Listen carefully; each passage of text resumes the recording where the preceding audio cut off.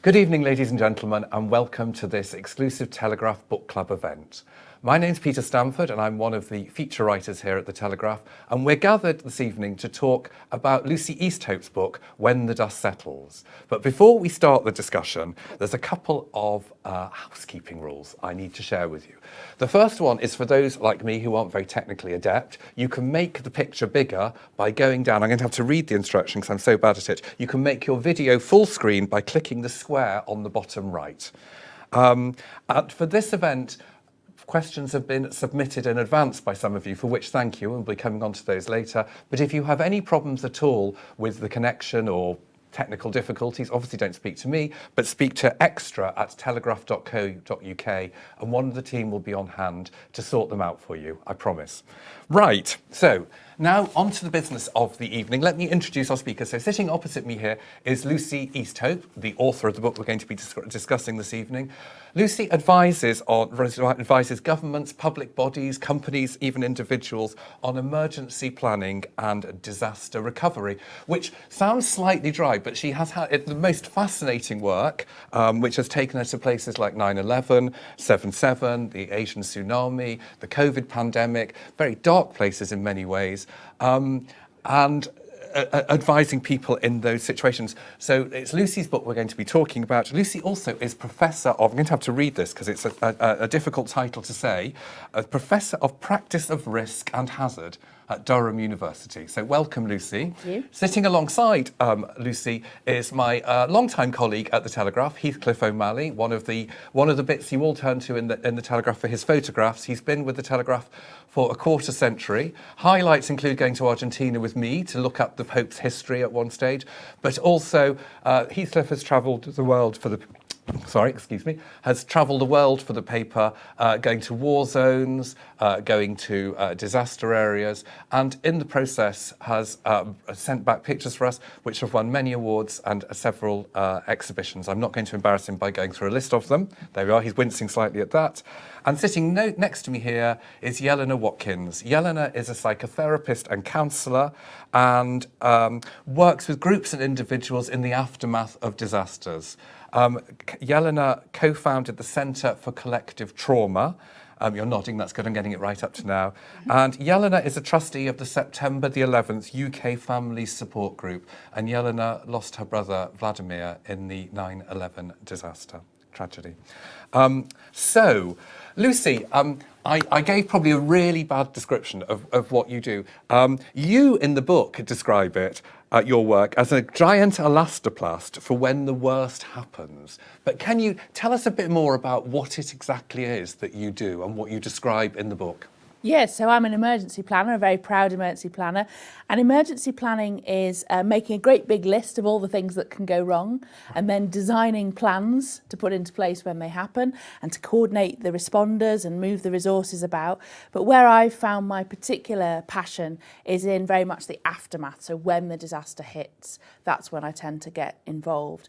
And I'm looking at both trying to bring some kind of order or solace to the response, but then also looking at how perhaps a place or communities can come back from these things. So that's where I am. And it's very practical work. I mean, planning obviously is planning, but you're not someone who sits in an office. You're someone who I was going to say gets your hands dirty, but I mean some of the places literally. But your work is a very practical sort of work. Yeah, you jump from very strategic visions, and you do have to attend meetings and draw up plans on the phone, to very, very operational work. And that was something that I really wanted to talk about, and that's a big part of the book for me, is talking about the work in the mortuary, and particularly where I've spent a lot of time is, which we'll come to, the return of personal effects after disaster.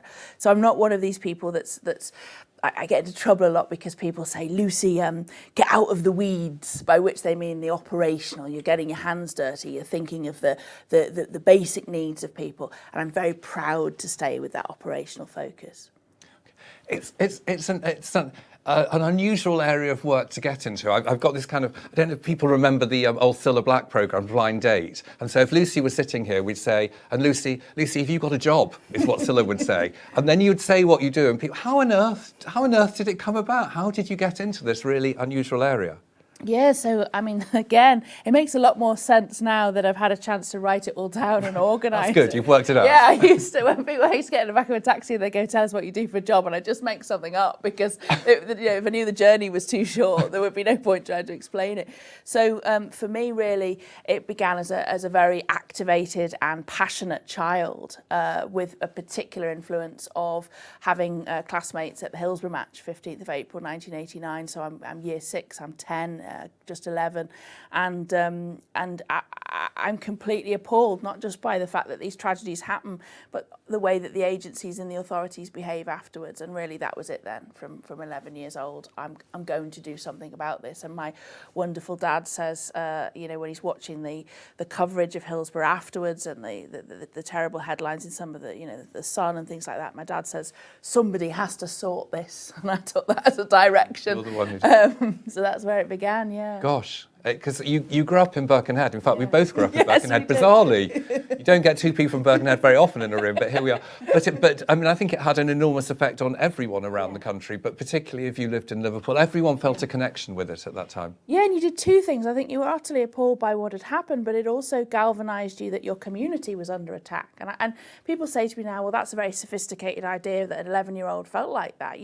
That our countrymen, our community was being told that they were partially to blame, or in some cases fully to blame. And you just think, yeah, I absolutely felt that anger. I think the other thing about growing up where we did was it was okay sometimes to have slightly crazy dreams. You went to your careers advisor and said, I'm going to change the world. And they went, all right, these are the listed degree programmes you might want to think about. So it sort of went from there, really. Gosh, I think I wanted to be an air traffic controller because I like the uniform. But anyway, it didn't work out, you can tell. In the book, one of the things that struck me, in the book you talk about a lot of these very dark places that you've been to, but you talk about the disaster that happened at the Fukushima nuclear reactor in Japan, where there was the risk of sort of nuclear catastrophe. You talk about it as witnessing the purest fear. Was that the kind of almost the worst moment of your work? Yeah, it prepared me very well, actually, I think, for something like the pandemic, because there's that realisation that this is very, very big and very serious for the world, but perhaps the media haven't picked up on that yet. There's a very, very brief, what we might call, respondents call it the grey zone, a very brief time now. It's almost seconds now before the world realises what's happening. So there was this very, very brief moment where colleagues were genuinely afraid. The initial assessment was this was another Chernobyl. But I think my additional fear was that I just had a baby. So she was a few days old. And so I was like, well, that's ironic. The world is ending right now. So there was a whole kind of mix of fears around that one. But yeah, I think it felt very different from, say, responding to terrorism. Sometimes responders can be quite pumped up in certain disasters. But with the news coming out of Japan, I remember just, sort of real solemn peace that this was really quite devastating, potentially for the world. And I should say to potential readers and people who've read the book already, one of the extraordinary things about Lucy's book is it's both her personal professional life, as it were, and her personal life, in the sense that you live what you do, and that comes over very much in the book. Turning to Jelena. Jelena, hello, welcome. Sorry, very silly question. So, how do you know Lucy? Because you two are colleagues and friends, I think. What's the connection? Yeah. Well, I met Lucy through an organisation called Disaster Action, which brought together people affected by disasters over years. So there were a group of bereaved people and survivors who were trying to make changes in policies and to train responders. And Lucy was one of our trusted friends who really understood what the issues really were and was always there to listen. So this is how we met, because I then crossed over into working on disasters and kind of Lucy's connection, both as somebody who was a friend of Disaster Action and also a trusted colleague, was the way we met. And did your own experience of trauma in your family, did that influence your choice of working with people in the aftermath of disasters? I mean, I can't imagine the two things aren't connected. Yes. Very much so, although I was already on that path because at the time of 9/11, when I lost my brother, I was already studying to be a psychotherapist. I was already 3 or 4 years into the course, and what originally inspired me or pulled me to train is a really interesting collective trauma, because I lived through the breakup of Yugoslavia, and that led to me leaving the country and settling here. So that was actually why I why I was interested in trauma, particularly collective trauma. And then also after 9/11, I even more firmly decided to work in this field and specialised. Your brother was one of 67 British citizens or people from Britain who were in the Twin Towers that day. My brother lived in Canada, so he wasn't a British sorry. citizen. It's all very complicated. Yes, we always want to claim everyone as British, don't we? Yes, but or there not. were 67 British citizens who died, and a few more people with very strong family connections here in the UK. But it was a very large number, and Britain was had the largest number of non-American citizens lost in 9/11. And the families who've been affected by that trauma, you still get together, you still talk, you still communicate? Very much so. So 20 years on, so we're still going strong. And so we got together in the early days with the help of people with experience of previous disasters, because there was very little understanding amongst the responders and the authorities, like why on earth you would want to meet each other. Somehow, really? as if we would upset or all cry together in a corner or something. I don't know what it was, but it really was hard to find other people. So, but eventually we did meet each other with a lot of help from people who actually knew why it mattered. And we formed an organisation about 7 or 8 months after 9/11, and I was one of the founders. And do you feel now that people in similar situations are better served than perhaps you were at that time? In the sense there's more available in terms of support for them? In some way, yes, and it is good to see that some improvements have been made. I always maybe think more can be done and more could have been learned, and that's what I do find frustrating sometimes, that when I see that lessons are not learned and the same things are happening over and over, I find that frustrating. But I think it is a little bit better, particularly through efforts of people who have stayed with disasters over years. So it does really need that ongoing learning and sharing of knowledge, like Lucy did for 2 decades, because we don't really want to be learning again and again what could be learned. Anyway, other people's experience. Yeah. Heathcliff, welcome. You thank you for having me. It's a pleasure. You were in New York for 9/11. Can you just tell us a little bit about that? Well, I was actually there for New York Fashion Week. Right. Okay. Bizarrely. Were you modelling or? No, I was photographing the fashion shows because it's something else I happened to do at the time for the Telegraph. And I got a call that morning from the picture desk just saying, "Oh, we think a plane has hit one of the towers. Can you go and have a look?" And I just thought I would, probably see like a small light plane sticking out of a window, and then move on to my first show of the morning or whatever. And I had no idea, what I was going to see. And I think still to this day it doesn't really feel real. And that was the thing. I think a year after I went through my pictures again and re-edited, and it brought a tear to my eye. But at the time, it was just so surreal. It was almost like being on a film set. I mean, that was, because there wasn't really visible. You could see things falling out windows, but didn't know what they were unless you had a super long lens. You were sort of walking through dust, and it was like being on I remember watching Full Metal Jacket and thinking, this doesn't look real, this doesn't look right, but there were literally flames coming out of the ground as I was walking towards Ground Zero, and it was, just really, and I spoke to one relative on the day, and she'd asked for my phone to try and call her father, who she said was working in the towers, And the thing is, none of our mobiles worked, and it was quite old. I mean, it's a long time ago now. And my phone didn't work, and she said, "Oh, sorry. Thanks for trying. I hope you get your pictures." And I've always thought afterwards, I wonder if her father survived. And very strange day, and a day that changed the world really. For so many people, and globally as well. I mean, it changed everything. Absolutely. One of the questions our readers have submitted is about being a photographer in that situation, Heathcliff. Martin, hello Martin, if you're out there, thank you for your question. Hello. Martin asks, how quickly did you realise 9/11 was at the scale of disaster we learned it was as the day progressed from our TV screens? Did you realise at once, or did it dawn on you slowly?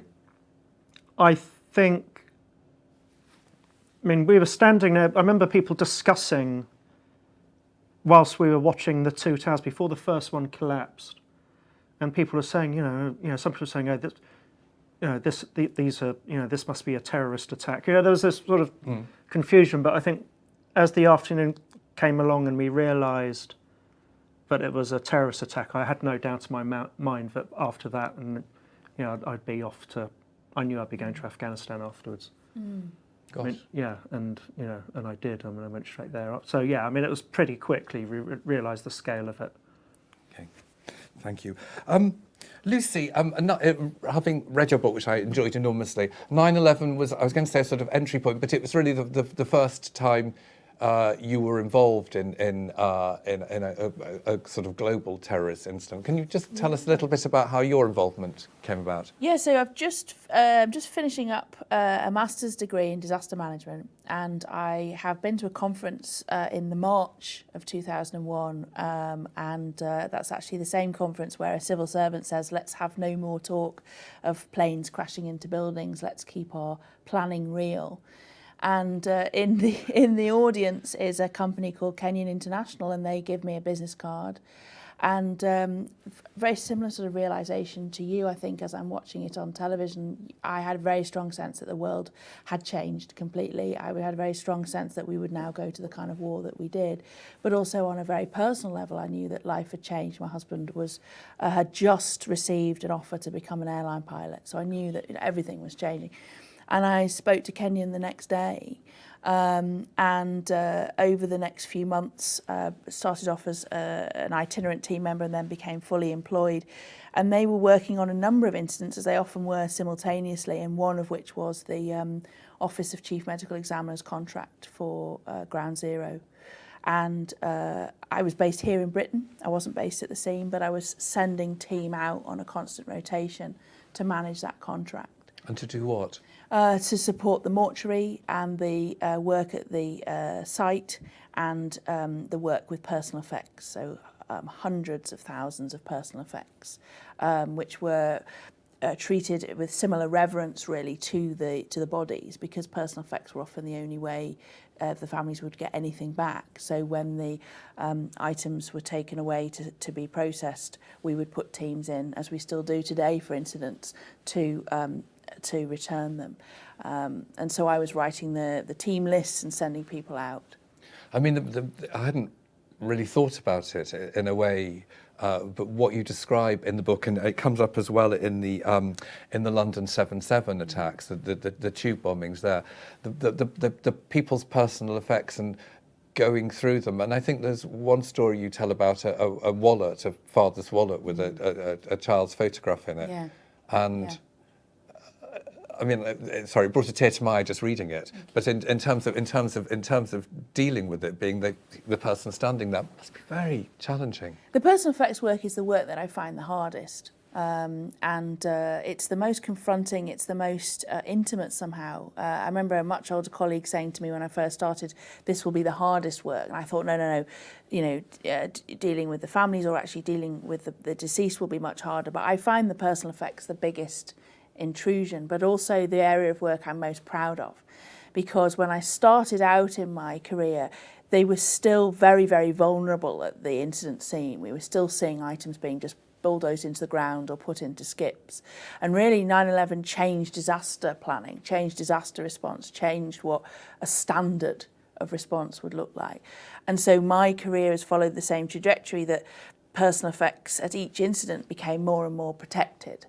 But if they're not, one of the great things about getting into the response early is being able to say what's happening here. And because if people put them into landfill or a skip, and this is things like in 9/11, it's now in the museum, there's a receipt that was in somebody's trousers, and it's the only proof that the person existed, essentially in terms of that they were able to return to the parent. And it showed that the person had breakfast that morning. These are not Rolex watches. Sometimes we do get Rolex watches, but they're not generally. These are till receipts, half a Visa card. They are the things that probably catch your eye as well. The shoe, the toy. I talk about, I've had claims for, I've had 12 families make a claim on a chewed Bic biro, as if they could imagine Dad kind of doing the crossword. So we have to protect those items, and then we have to put in a process to get them back to the families, because quite often we have very little human to return. So the personal effects are everything. I mean, one of the details, I can't remember which disaster it was that you mentioned in the book that again brought me up short, was you talk about the problems of being pigeons near a site. Yeah, and that's. And I also, it's quite a graphic thought, but I also use that story to illustrate, sometimes I'll be very operational in a meeting, and you will see new civil servants who are doing a 6-month placement in emergency planning visibly recoil and think, who let the crazy lady in who's talking about pigeons. But this had been something that at 9/11 became a second phase of the contract, was that pigeons would steal both items of jewellery but also finger bones. And so we had a contract to clear the nests in Manhattan. But now with an open disaster scene, it's something that you think about very carefully. And very similar to Jelena's point earlier on, if you stay in disaster and you go from disaster to disaster, you're able to prevent the responders for the next one making the same mistakes as the one before. So you end up, for example, with what we might call the scavenger protocol at a disaster scene, which if you're new to the field means absolutely nothing. And so that's how you gauge a room sometimes, right. is the well-worn detectives who've seen it before are like, great, we activate the scavenger protocol, right. Which for pigeons is a hawk. I know now, that's good. I feel like I'm in the team. Gosh. Lucy, you mentioned earlier that your husband Tom is, or was, I know he's changed jobs now, an airline pilot. Yeah. And there's a line, and I meant to write it down, so I quoted you, but it was, you say something along the lines of kind of getting into bed next to him at night is a bit like having his worst nightmare lying next to him. I mean, how do you... Yeah. I mean, every day he goes to work, your mind must be going, because you work with a lot of air crashes. Yeah, and we just stopped. So that was a big theme in the book. You mentioned it's the personal and the personal as well as the personal and work, was that, Tom is a huge part of my life. And what became apparent as I started to verbalise my story in order to be able to kind of write this down was that I just did not bring work home. It felt so wrong to do that. And he actually, I'd never heard him articulate it this well before, actually, because I didn't really talk about it till the book came out, but a journalist asked him personally recently, did you think about it? And he said, I had to block it out. And I genuinely had, till that point, just thought that he didn't think about it. And he said to me and to the journalist, no, I had to block it out. I would not have been able to fly if I knew what she did. And that was the first time he'd said that. I knew it, so I'd been quite protective of not bringing this home. And I talk in the book that sometimes, for example, I would smell of aviation fuel, so I would be very careful to try and not bring that home. I had clothes at work and clothes at home. And it meant that we have a lovely life behind closed doors, but you do that thing of somebody going, how was your day? And you go, yeah, good, yeah. And so it just didn't come home. But was there never a moment in the morning when, I'm imagining him putting on the uniform and the hat, obviously, because I deal with stereotypes, and he's going out and you want to sit up and say, don't go? No. Because it was his passion. Right. And he is incredibly, he was a brilliant airline pilot. And also I had a very strong sense that what will be, and I was never ever going to step in the way of that. There were a couple of close calls, and I go in the book, I go to one where our work intertwines very painfully. And I think he was asked a question recently along the lines of, when did you realise like how much she was doing on this and how involved she was? And he said, the pandemic. So I've obviously been keeping a pretty good secret for 22 years. Yeah, and I think he just thought I was sort of popping out to the shops for 22 years. Okay. God love him. So it's a bit like having a spy in the family. Imagine the person you're sitting watching this with may actually be doing. Anyway, let's not get there. Jelena, from your point of view, I wonder, talking to people who've gone through trauma, in the aftermath of trauma, is there an element for you that it somehow reopens your own? I mean, people must say things and you know exactly what they mean. And is that painful, or is that healing, or is it neither? At times it is painful, but it's mainly healing, and it's mainly, it feels worthwhile, because when you've been through something so horrendous, or personally, that also had such huge repercussions globally, there is a sense, often, many people, and I can relate to that you just can't waste your time on irrelevant things or trivial things. So having those conversations, even if it hurts a bit and sometimes hurts a lot, just feels so important. Kind of feels important to do, and feels nourishing or feels worthwhile. And also it is a huge part of training to be a therapist, learning to look after ourselves, learning to not bottle it up, because again, I can't talk about what I hear at home to my husband. There is confidentiality, in place. But just really learning to use all the support out there, using supervision, using good colleagues, writing, and so overall, it's okay. It's okay. I don't feel that it hurts on a daily level, that I'm being a martyr to the profession or to the work that I'm doing. And people sometimes, I think all of us have probably been through experiences of kind of grief and loss. And people often sort of say, oh, give it time, you'll get over it. Do people ever get over it? Do they get over routine loss? And certainly, do they get over traumatic loss? To be honest, I don't even know what it would look like getting over. I suppose learning to live with, or moving with that experience is more like I would describe it. It does get easier with time. It definitely is easier when there is support. And so that's why I feel so passionate for people to get their needs met, and to meet other people in similar situations, because yes, people feel a little bit less alone and less pain if there are those structures around them, if they don't have to carry that burden by themselves. So that's why, again, meeting with people with similar experience, or those who have been through that before, or getting involved in support groups and being met on practical and other levels, actually makes a difference. So yes, people can move forwards with help. With help. There's a question here from Denise, another of our readers. Denise, hello, thank you for your question. You say, sorry for your loss, Jelena. How has your bereavement impacted the way you work with colleagues on the ground who have not experienced this trauma? So other professional colleagues.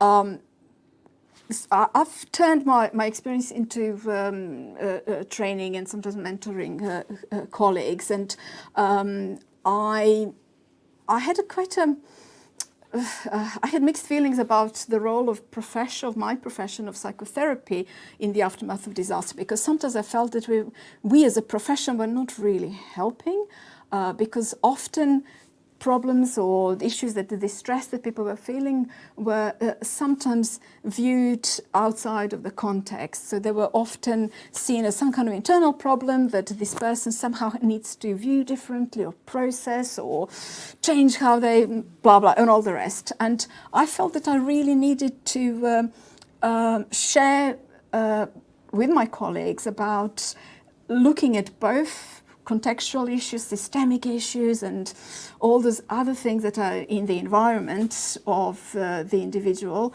but also obviously those internal issues that we are maybe more used to in therapy. So that's how it's impacting the work. Yeah. Thank you. Heathcliff, Thinking of having watched you at work and thinking about the role of a photographer, to a certain extent, you're a kind of everyman figure. You're observing something, you're watching something, you're capturing a particular moment, which you then share with the rest of us. So there's a sense in which that presumably that there has to be a sort of distance, or is there a distance? Are you an observer, or are you engaged? I wish I could just be an observer. Right. Okay. But it's very, very difficult to. I think if you're in a, like, I mean, I was covering Ukraine last year, but then going back, I mean, I was in Kosovo. I mean, that was, I think, my first experience of. I remember putting on sunglasses to stop the people being moved out of, because they were removing Kosovans and sending them to America and Canada, and they were all crying as they were being moved because they didn't want to leave. And I remember putting glasses on so they couldn't see me crying, because it was just one of those. Why did it matter they didn't see you? Because I didn't want them to, I'm trying to photograph and I didn't want them to see me crying. I don't know, it was just one of those trying to hide your own emotions. And I think it's quite difficult to remove yourself completely. I think a lens having that camera can kind of help bring up a bit of a, almost like a window, but you're still touched by it. And, we all want to be independent observers and be objective. And, sometimes you can be. I think with 9/11 you could be objective, but you can't really be objective in somewhere like Ukraine, for instance. So it all depends on what you're covering. But I'm never not touched by it. But maybe that's just me. I'm probably just an emotional wreck, It makes the pictures perhaps better because of that engagement. Do you feel that the work you do, and I think this is something that always makes me think about it with war correspondence, being a lily-livered type who stays at home and does really interesting things, but not traumatic. Do you ever feel traumatised by the work that you go and do? You've been to a lot of the major war zones in recent years. I don't think I've ever been traumatised, but you do come back, and I think my last trip recently to Ukraine, I came back and it took me 2 weeks to adjust to being back in the UK, and then another couple of weeks to be able to go back to work. What's the adjustment? To describe it. Because you're still living somebody else's reality, and you come home and you're not really there, which is awful for your family because you're just not there. You're not present. Well, I'm not. I mean, I can't speak for you or you when you're having to come home, but I just wasn't present, and it's happened every time. And I'm often not present for a few days before I go, if I have a few days, because I'm just then in that zone of organising everything. And yeah. Do you find that, Lucy, when you've been somewhere where you've seen some terrible things, and then you go home and you've got 2 young children? Yeah. Is it hard? Yeah, absolutely.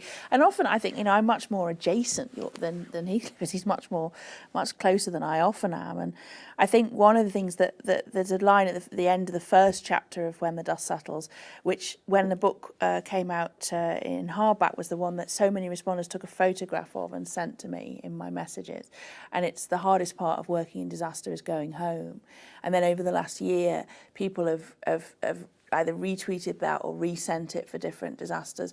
It came up when we brought back teams from Turkey and Syria, and I was very touched because people were buying those teams when the dust settles, to say, it's okay to feel a number of things, one of which is excitement and interest and pride. These are all emotions it's okay to feel, but also this issue about demobbing and coming home. And there's, decades of research about how to do it with troops, and we still get it wrong. The idea of, in various conflicts, not putting them on planes, putting them on boats, so they'd have a long journey to kind of readjust to coming home. Military spouses are trained and talked to about the demobbing. You have to snap out of it very quickly, I find, particularly if you've got children. And I also appointed within the family, it's usually my mum, the burnout monitor, who's somebody that's saying that perhaps you think you're all right, but you've sort of retreated into yourself a bit. I found the pandemic very hard because I actually don't work at home very much, although I'm often in meetings and phone calls. I try not to do it from home. And that became very, very stifling, and I felt very, very, very, very felt sorry for the children because there wasn't enough kind of demarcation. I've been very lucky, and it's a real privilege actually to listen to Jelena, as I often do, because I've been very lucky both from the support of trusted friends and colleagues, but also my career coincided with, I think, a much greater awareness of psychotherapy and psychological debriefing. And my early employers and my early mentors were often American.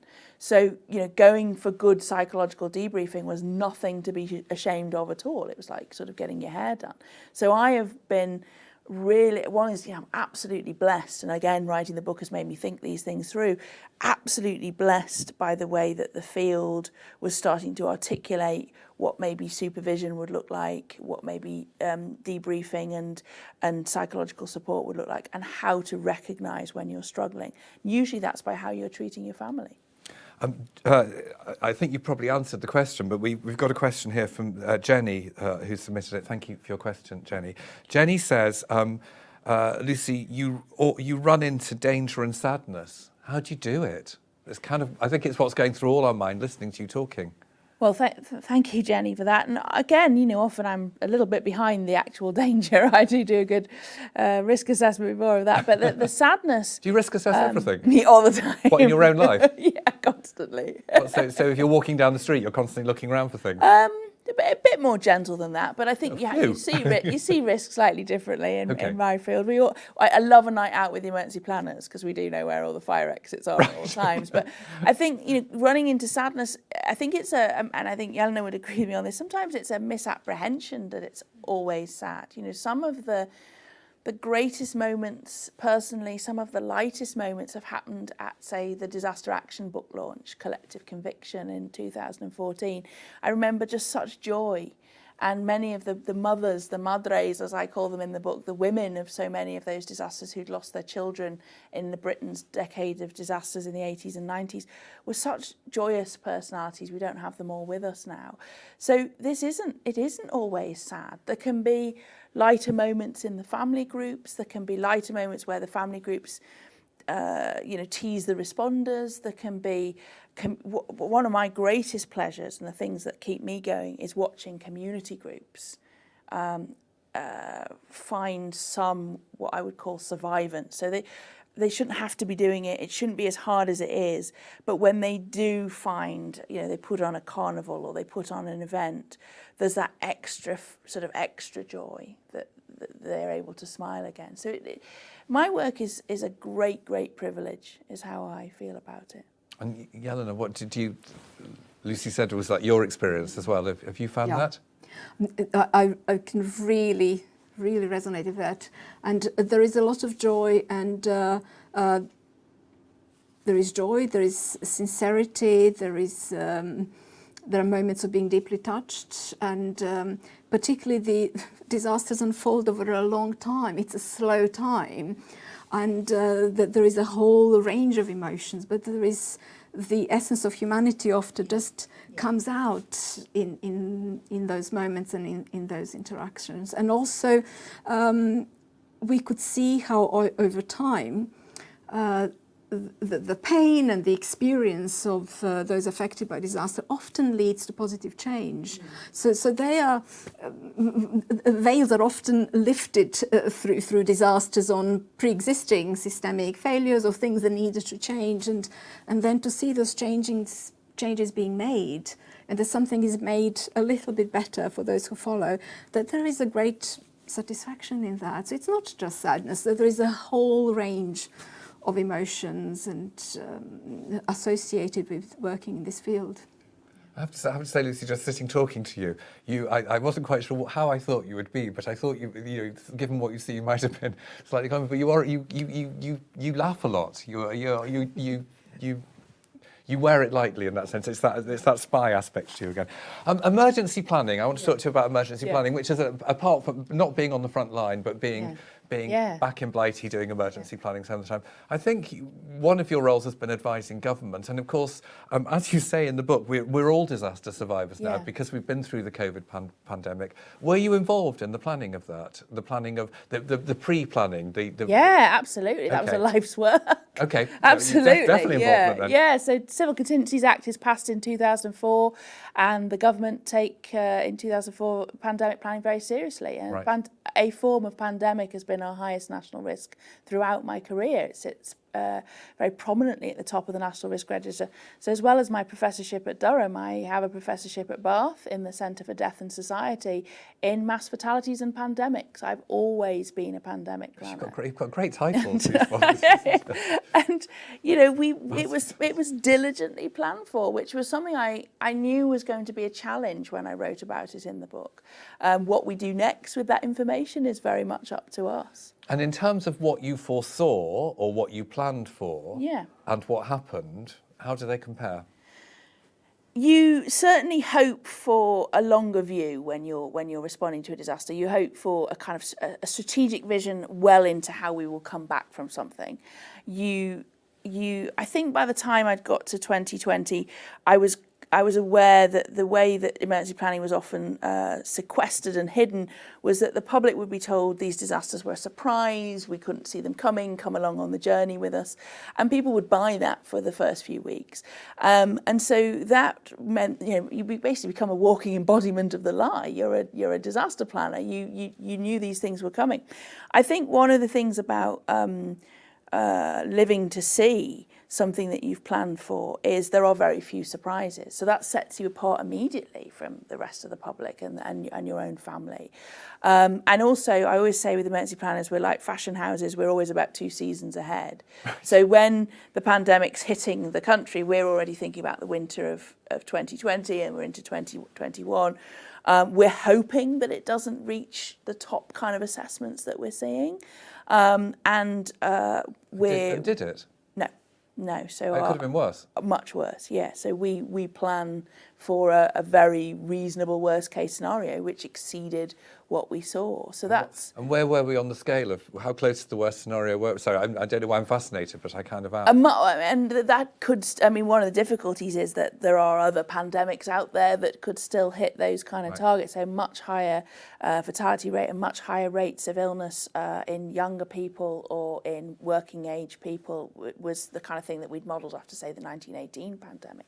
In my area of work, we were concerned about hundreds of thousands of deaths in the initial few months. That's the kind of pandemic planning that I did. So every day that you're still able to keep a dignified response in both death care and hopefully in most cases end of life care, you're exceeding your worst case plan. So we've never actually had to reach for the worst case plans at all. And in terms of emergency planning and all those decisions that were made over so many years, I mean, it's just making me think about shortage of PPE. Yeah.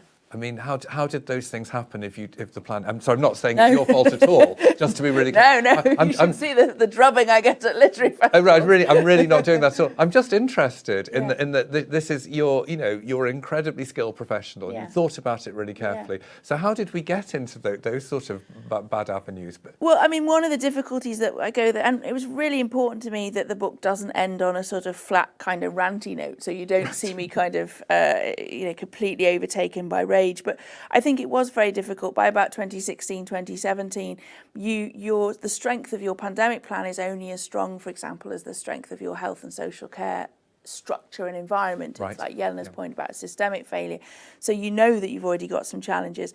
And also this will be a matter for the COVID inquiry, but you don't hold a personal protective equipment stockpile in a warehouse. It's managed as part of an NHS contract. And that contract was the subject of some litigation and concerns about its management by 2019.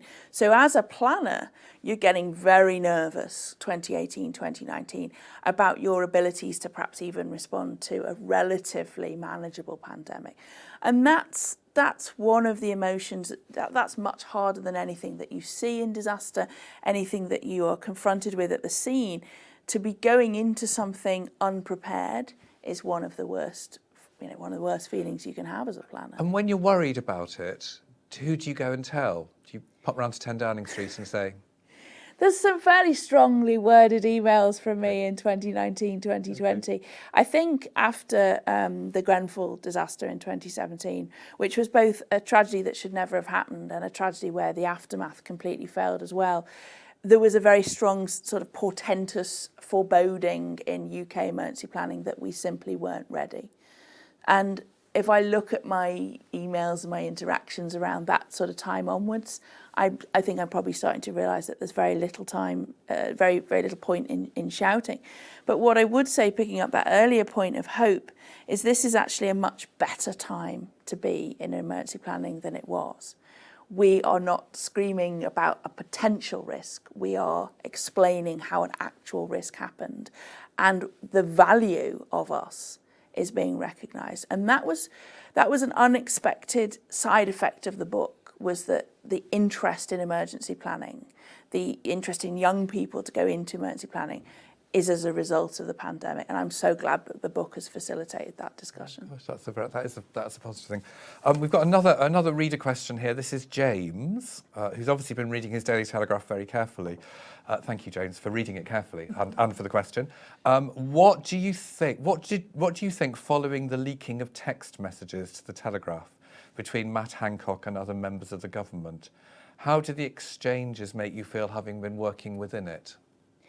Yeah, I did express some fairly strong views on social media during that particular Share them with us, for weekend. those of us who don't look at social media as much. But I think one of the things was there was a sense of relief in me for, as Jelena has spoken to, with systemic failure after disaster, normally you have to wait 10, 15, 30, 70 years for those kind of revelations to come out.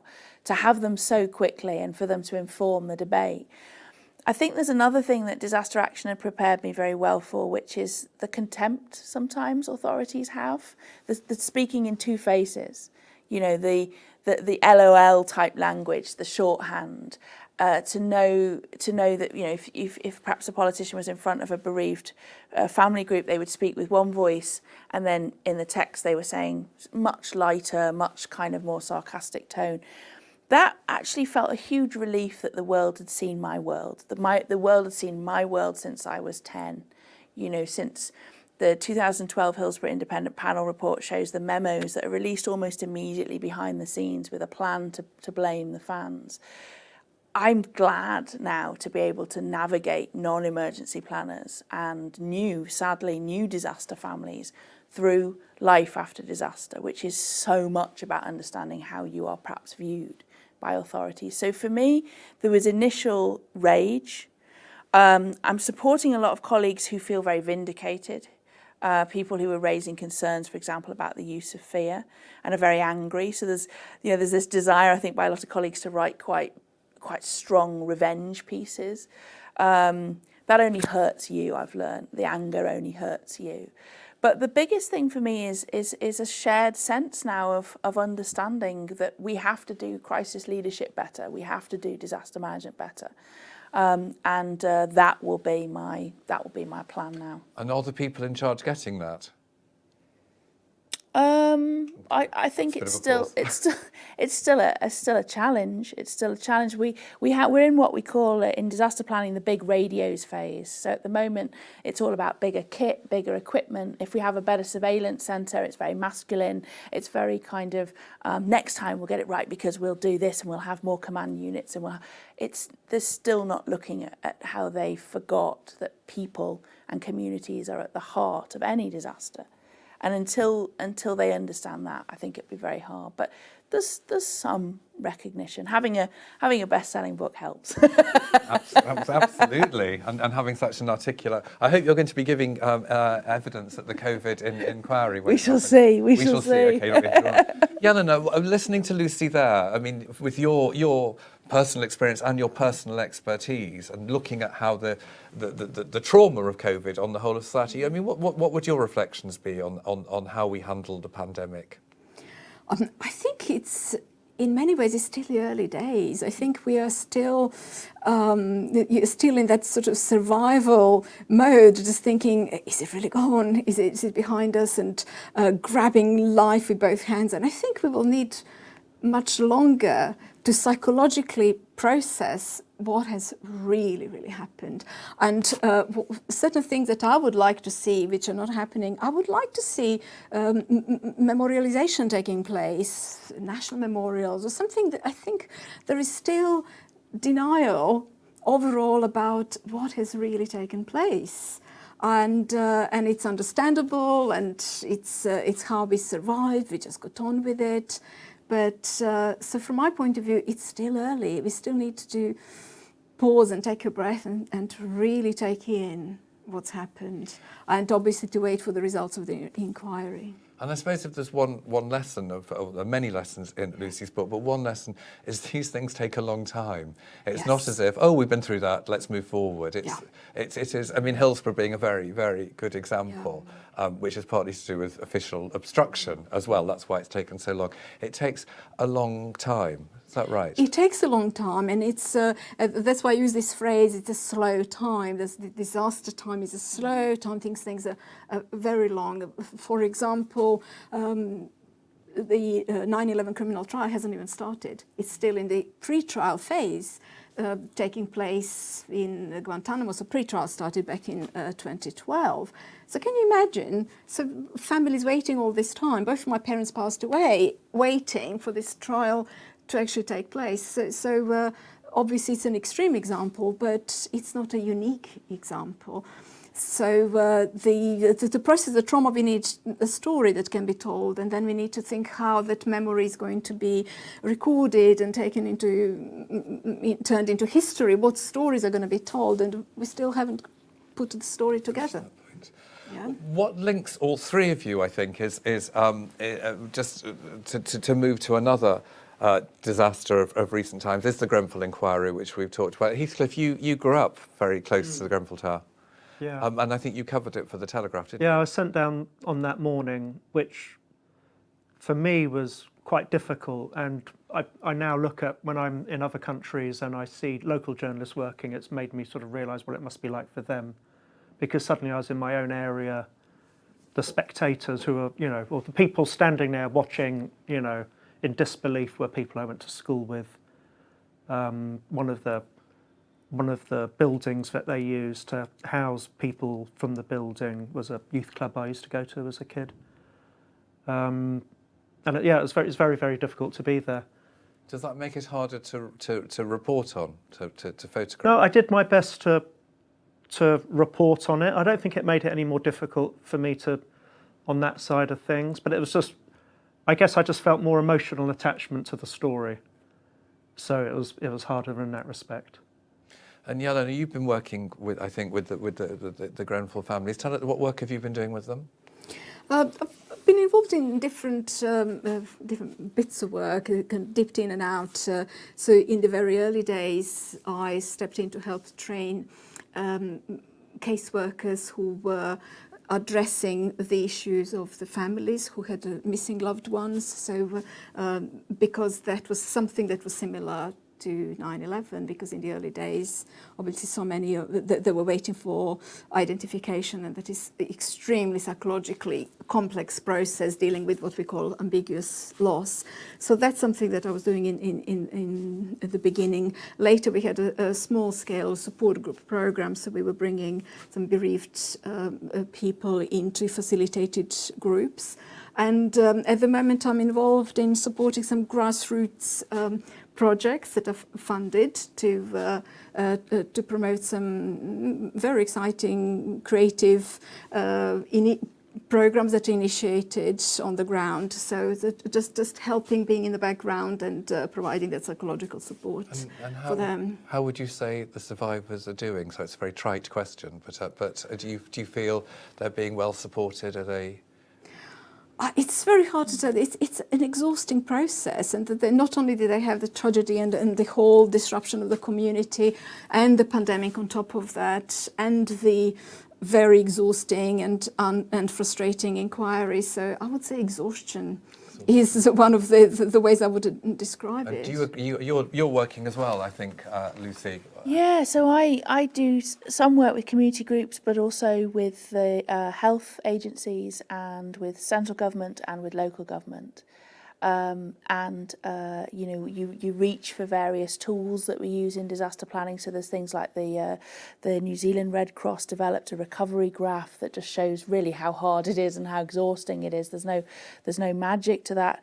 But one of the things that I think is very difficult is that in many ways the legal process is so drawn out. It's sort of up there with all of the other very complicated disasters that we've seen before. Is that inevitable that it's drawn out because law is complicated, or could it be quicker? I mean, Disaster Action have done various big studies and various reviews to try and improve the legal aftermath. There's a lot of parallels actually, and I think this will resonate with people listening. There's a lot of parallels with individual families who either go through very complicated manslaughter investigations or healthcare investigations. That's where I often find, I do more and more now with things like patient safety. I can't really find a way to refine the legal process. It's certainly something Disaster Action and other safety groups and advocacy groups have tried to do. It's not very victim focused. It's not very supportive, and it, exactly as Jelena says, it's absolutely exhausting. Gosh. There was a sort of question as we move towards the end of this, which Lucy, you've talked about hope before and bringing positive. I'm sorry, I've been taking you down slightly negative routes because you want to be positive. We have a question here from Mrs. Pearson. Thank you for your question. Who says, is there anything you'd suggest we do to limit our chances of getting caught up in a disaster? I'm going to go around all of you, but let me say you two can think of your answers. Jelena, I'm afraid I'm going to ask you first. We've been talking about these experiences. You have lived that experience. Is there anything we can do, or is it fate? I think Lucy talked about beforehand. I actually don't know, but what we can do is just expect that things do happen. Life will throw things at us. So just think, what makes us more prepared in terms of our connectedness with our neighbours, with each other. We can't be resilient on our own. This is what we do together. So fostering and developing our connections, our communities of colleagues is, I suppose, the best we can do. And then see what happens and deal with it. Right. But we can't do it. We can't deal with disasters on our own. Right. Heathcliff, you've been in a lot of places where terrible things are happening. Is there anything that one would hope that someone could wave a peaceful wand and we'd stop having wars, but perhaps that's a bit childlike. I think we can't wrap ourselves in cotton wool. I mean, we have to expect the people, who build our. I worry about the A4 flyover, which they're working on at the moment. That's a London reference for everyone. It's the main road out of London to the west, and it keeps falling down a bit. You have to trust that our engineers and everybody, who design our planes and design our roads and all the rest of it, and the people who protect our nation with missile systems are doing their jobs properly. But with everything, things do happen, and we just have to prepare ourselves for the fact that something might happen, and that when it does happen, we've got to try and help each other and show empathy. I don't know what else we can do, really. Do you not get very frustrated, though, when you see world leaders standing on a stage, sort of pirouetting on their idea about kind of wars and their national macho-ness and how hairy their chest is or whatever, and you've seen the people who actually die. I mean, Ukraine, all these people dying. It must. It's infuriating at a distance. It must be worse when you're standing in front of it. Yeah, it makes you very angry, and that's why I said it's difficult to be objective. I'm very angry about Grenfell, because that was you get that sense of sort of helplessness in a way, because there are times when you think you do make a difference, but then at the same time with Grenfell, I felt that whatever I did, I wasn't able to really help. And that's difficult, because your job is to show the world and then hope that something is done. And sometimes it feels like nothing is done. Ukraine's about the only thing in the last 20 years where I think my pictures of, not my pictures, but the job as a photojournalist has actually helped to highlight a situation that's sort of had an effect. It's had an effect, whilst I think most of the time it doesn't. You're informing and you're recording, which is important, but sometimes you hope that what you do there will be more of a it'll have more of an impact. But one of the things that people complain about are things go unreported. So I've been reading in the last few days, where obviously it is reported, so which I've been reading it, but about what's going on in Myanmar, Burma as we would call it, where the people there are saying there's a war every bit as bad as the war in Ukraine, but no one's reporting it. So you're reporting it. So I'm not making you feel, but trying to make you feel better. But you're reporting it. It's important. Yeah, I hear a lot of whataboutism. Okay, sorry. And then you tell people, well, actually, you know, all of these stories are reported, but some of them have, you know, Ukraine has a much bigger impact on the world than other smaller wars, which are awful for the people involved. And I've, you know, covered the Myanmar story, but not in Myanmar because it's incredibly dangerous to go there now. He says in a lily-livered way. Don't go. Yeah, they're all covered, but yeah, sadly at the moment, I think Ukraine takes precedent. Lucy, final. Gosh. What would you advise us to do? What would you tell Mrs. Pearson to do? Well, Mrs. Pearson, I would tell you to read my book because I go there directly. Because there's two things to this. I'm a very proud emergency planner. I think we've already established I live life slightly differently than perhaps most people do, although I often find my tribe within war correspondents and other people, because it is things like I do have a go bag and I do have a generator and things like that. So there's a little bit of the prepper. Have you got the go bag with you down inside the So it's just over there, the go bag. Here. Right, okay. But the generator, actually there's one downstairs, I must remember to pick that up. The generator is a really important part of that. So I would be not doing my field any favours if I didn't say, of course, I believe in a little bit of emergency planning and a little bit of citizen preparedness. But my biggest message of all is do not live looking over your shoulder. You know, the question I get asked most often now at book festivals and things is people saying, what's next? Is there more crises than ever? Are you more worried? And I would say the absolute reverse of that. As somebody who has been privileged her life to really get a sense of what is precious, the most important thing to do is the old kind of trite affirmation on the bathroom wall: live, love, laugh. You live with so much more acute sense in this field of how precious life is, and that would be my greatest advice of all. Thank you. Thank you all very, very much. That was a really fascinating discussion, and I hope for the readers it was something that you were able to really engage with. Very, very thought-provoking. So thank you, Lucy, thank you, Heathcliff, and thank you, Jelena, for joining us and for your time. And thank you all, ladies and gentlemen, for joining us this evening, Telegraph readers. If you haven't already bought the book, I'm sure you're going to want to go out and buy it now. So When the Dust Settles is published by Hodder. And as they always say, it's available from all good retailers, but it's also available from our own Telegraph bookshop. So please do click onto that online and get hold of a copy. It's really, really, as you can tell from listening to Lucy and to this discussion, it's really worth reading. And if you've enjoyed this, there will be other Telegraph events, other Telegraph Book Club events. Do come along and sign up for them and enjoy them. I hope we've made it enjoyable. Thank you very, very much for your attention. Thank you to the panel. Good night.